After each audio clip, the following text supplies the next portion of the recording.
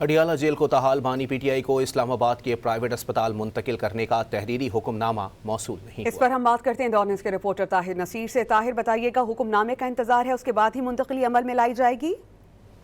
سمیت دیکھیں، آج سپریم کورٹ آف پاکستان نے بانی پی ٹی آئی کو اڈیالہ جیل سے اسلام آباد کے الشفا انٹرنیشنل اسپتال منتقل کرنے کا حکم دیا تھا۔ تاہم اس حوالے سے جیل ذرائع کا یہ کہنا ہے کہ اڈیالہ جیل کو تاحال ابھی تحریری حکم نامہ نہیں موصول ہوا۔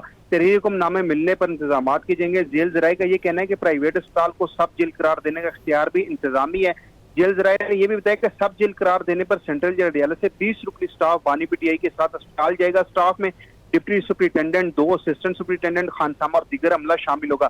ذرائع کا یہ بھی کہنا ہے کہ بانی پی ٹی آئی اسپتال میں رہ کر بھی جیل پولیس کی تحویل میں ہوں گے۔ بانی پی ٹی آئی کی جیل سے اسپتال منتقلی سیکورٹی انتظامات ضلع پولیس کی ذمہ داری ہوگی۔ ذرائع کا یہ بھی بتانا ہے کہ بانی پی ٹی آئی کے اسپتال میں سیکورٹی مخصوص کمرے یا وارڈ میں جیل پولیس کے حوالے ہوگی، جبکہ اسپتال کے باہر کی سیکورٹی اسلام آباد پولیس کے ذمہ ہوگی، اور اس کے ساتھ ساتھ اسپتال میں بانی پی ٹی آئی پر جیل مینول لاگو ہوگا۔